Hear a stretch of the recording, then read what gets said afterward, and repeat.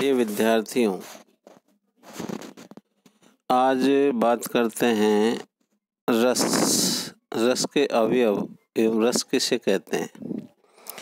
देखिए, रस की परिभाषा आचार्य भरत मुनि ने अपने ग्रंथ नाट्यशास्त्र में रस की जो परिभाषा दी है वो इस प्रकार है।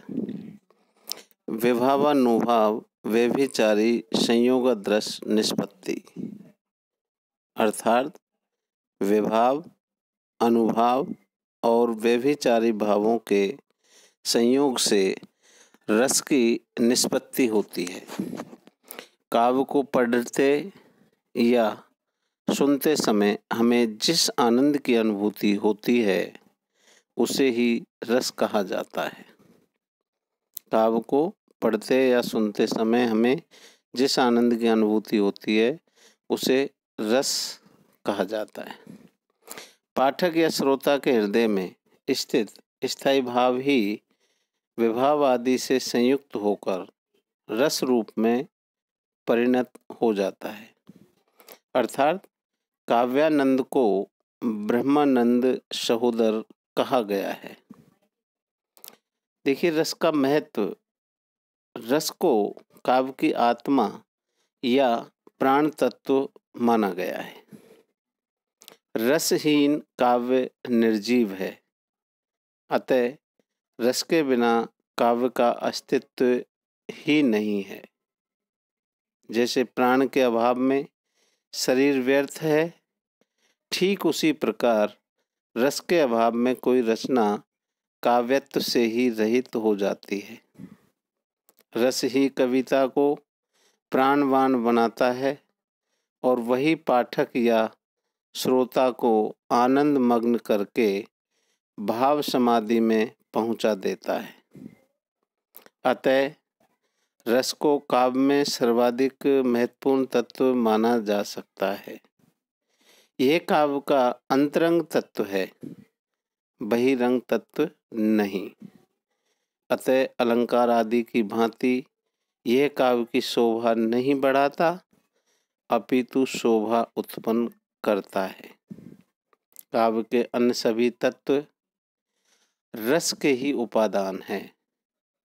अतः निर्विवाद रूप में रस ही काव्य का सर्वप्रमुख तत्व है। देखिए, रस की अनेक विशेषताएं जो आचार्य विश्वनाथ मिश्र ने बताई हैं। जैसे रस आस्वाद रूप है, आस्वाद्य नहीं। रस की उत्पत्ति सतोगुण के उद्रेक से होती है। रस ब्रह्मानंद सहोदर है। रसानुभूति अलौकिक होती है।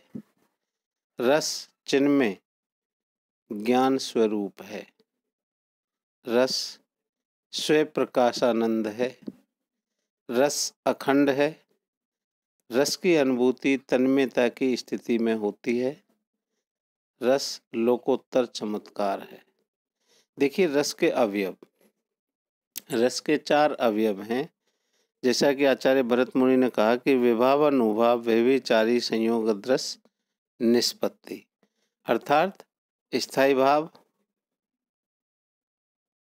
विभाव, अनुभाव और संचारी भाव। देखिए, स्थायी भाव, जो भाव हृदय में सदैव स्थायी रूप से विद्यमान रहते हैं किंतु अनुकूल कारण पाकर उद्बुद्ध होते हैं, उन्हें स्थायी भाव कहा जाता है। इनकी संख्या 9 मानी गई है। जिस प्रकार से रस 9 माने गए हैं तो स्थायी भाव भी 9 माने गए हैं।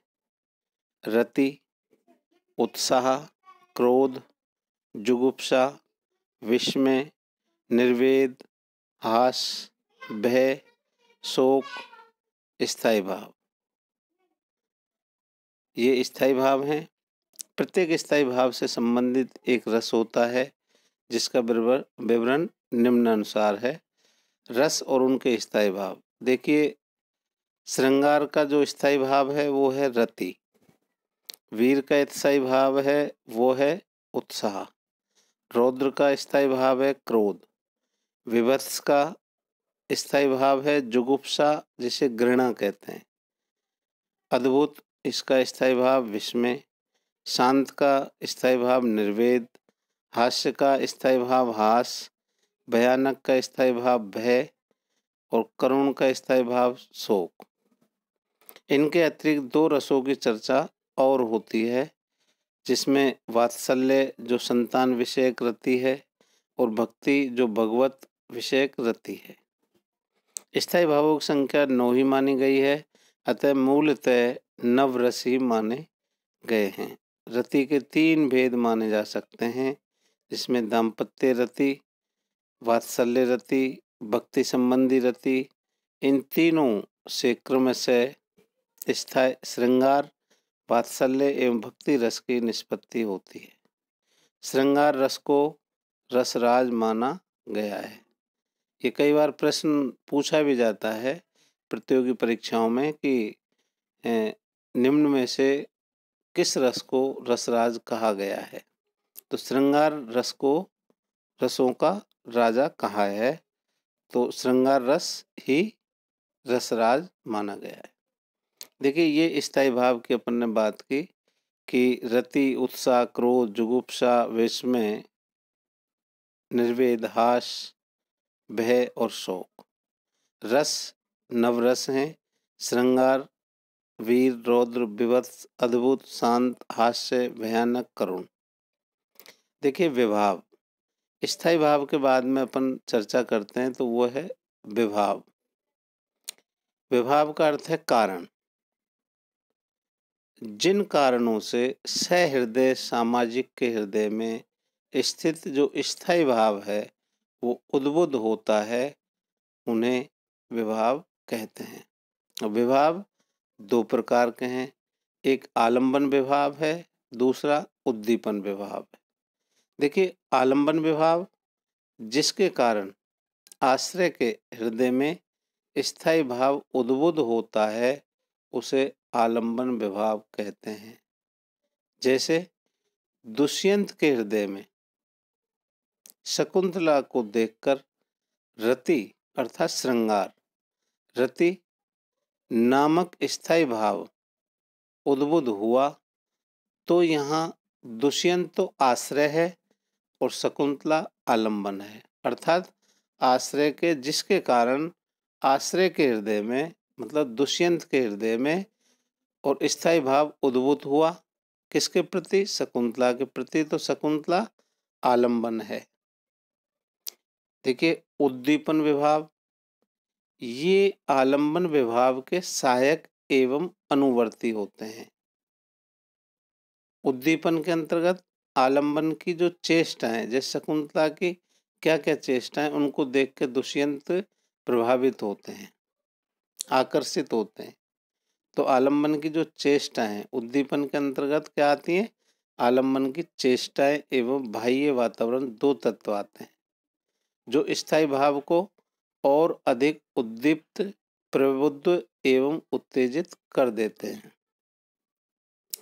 शकुंतला की चेष्टाएं दुष्यंत के रति भाव को उद्दीप्त करेंगी, यथा तथा उपवन, चांदनी रात, नदी का एकांत किनारा भी इस भाव को उद्दीप्त करेगा।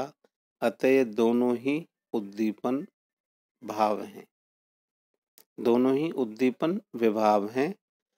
अब देखिए, अनुभाव, आश्रय की चेष्टाएं अनुभाव के अंतर्गत आती हैं।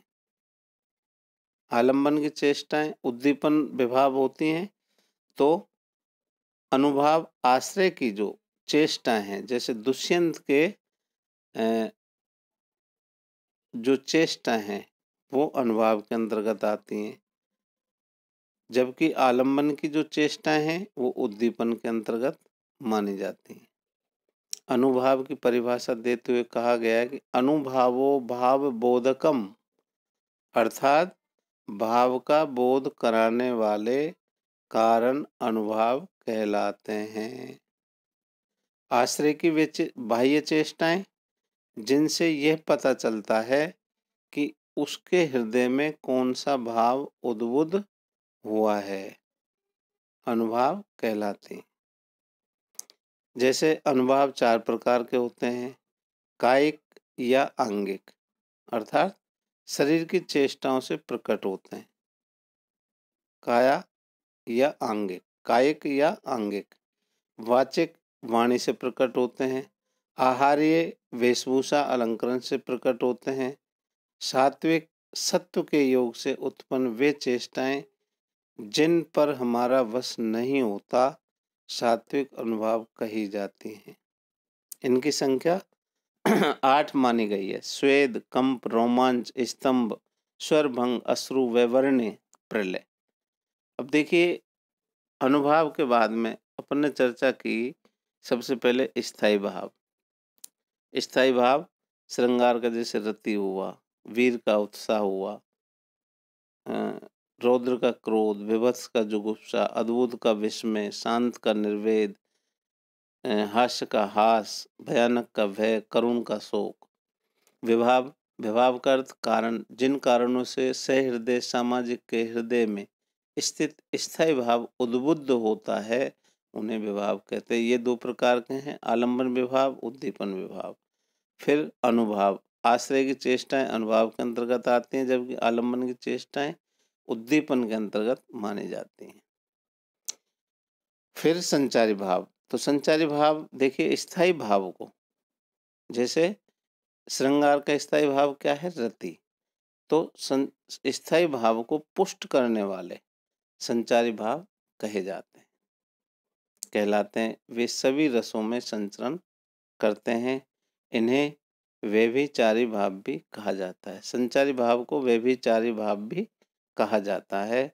इनकी संख्या 33 मानी गई है। इन स्थायी भावों को, संचारी भावों को नाम इस प्रकार हैं, या व्यभिचारी भावों के 33 हैं, वो इस प्रकार हैं।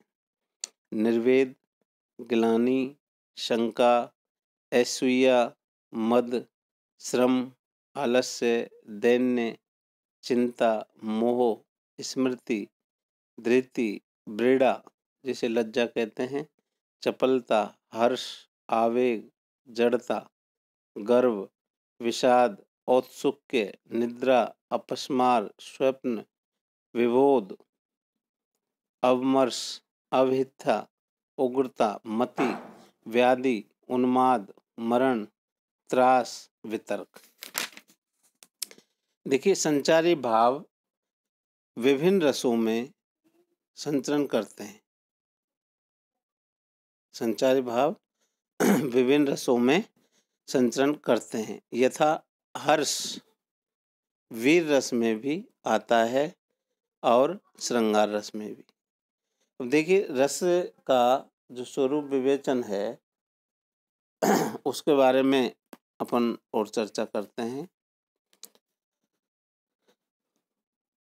उक्त मतों के आलोक में रस के स्वरूप के संबंध में निम्न निष्कर्ष निकाले जा सकते हैं। रति आदि संस्कार वासना रूप से सहृदय के हृदय में विद्यमान रहते हैं, जिन्हें काव्य शास्त्र में स्थायी भाव कहा जाता है। ये स्थायी भाव नायिका आदि आलम्बन के कारण उत्पन्न होते हैं तथा चंद्रोदय, निर्जन स्थान आदि उद्दीपनों से उद्दीप्त होते हैं। आश्रय की चेष्टाएं जैसे कटाक्ष, भ्रूक्षेप आदि अनुभव कही जाती हैं तथा स्थायी भाव का पोषण करने वाले हर्ष आदि भावों को व्यभिचारी भाव कहा जाता है। स्थायी भाव आलम्बन द्वारा उद्बुद्ध होकर उद्दीपन द्वारा उद्दीप्त होता है तथा अनुभवों के से प्रतीति योग्य बनता है और संचारी भावों से पुष्ट होकर रस रूप में परिणत हो जाता है।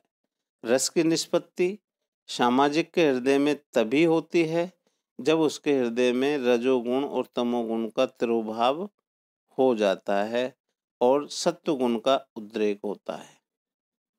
रस अखंड होता है। रसानुभूति के समय विभाव आदि अपना स्वतंत्र अस्तित्व त्याग कर स्थायी भाव में लय हो जाते हैं और सहृदय को उनकी पृथक पृथक अनुभूति न होकर समन्वित अनुभूति होती है। रस वेदांतर संपर्क शून्य है, अर्थात रसास्वाद काल में सामाजिक पूर्णतः तन में रहता है। रसानुभूति की स्थिति में उसे अन्य वेद्य विषयों का ज्ञान ही नहीं रहता, वह राग द्वेष एवं देश काल की सीमाओं से मुक्त होकर पूर्णतः आत्मलीन हो जाता है। रस स्वप्रकाशानंद तथा चिन्मय है। रसानुभूति आत्म चैतन्य से प्रकाशित आनंदमयी चेतना है, अर्थात वह एक प्रकार की ऐसी आनंदमयी चेतना है जिसमें इंद्रियानुभूति का अभाव तथा चैतन्य का सद्भाव रहता है। रस ब्रह्मानंद सहोदर है। रसास्वादन काल में अन्य विषयक सहृदय सामाजिक को स्पर्श नहीं कर पाते, अतः उसका आनंद ब्रह्मानंद समाधि के समान है। ब्रह्मानंद लौकिक विषयों से असंप्रक्त तथा स्थायी होता है, जबकि रसास्वाद लौकिक विषयों से न तो पूर्णतः असंप्रक्त होता है और न स्थायी, अतः उसे ब्रह्मानंद न मानकर ब्रह्मानंद सहोदर माना जाता है। रस न सवैकल्पिक ज्ञान है न निर्विकल्प ज्ञान है, अतः अलौकिक है। जब पदार्थ के स्वरूप के साथ नाम जाति आदि का बोध रहता है तब यह शब्द व्यवहार का विषय रहता है, किंतु रसानुभूति शब्द व्यवहार का विषय नहीं होती, इसलिए उसे सविकल्पक ज्ञान नहीं कहा जा सकता। रस न प्रत्यक्ष है और न परोक्ष न अलौकिक, अतः रस न प्रत्यक्ष है न परोक्ष है, अतः अलौकिक है। रस का साक्षात्कार होता है, अतः उसे परोक्ष नहीं कहा जा सकता। वह प्रत्यक्ष भी नहीं कहा जा सकता, क्योंकि काव्य में शब्द आदि से वह उत्पन्न होता है। रस सुख दुखात्मक न होकर आनंद में है। 10 रूपक से टीकाकार धनिक ने सभी रसों की आनंदमयता का प्रतिपादन किया है। आचार्य मम्मट ने रस को ही काव्य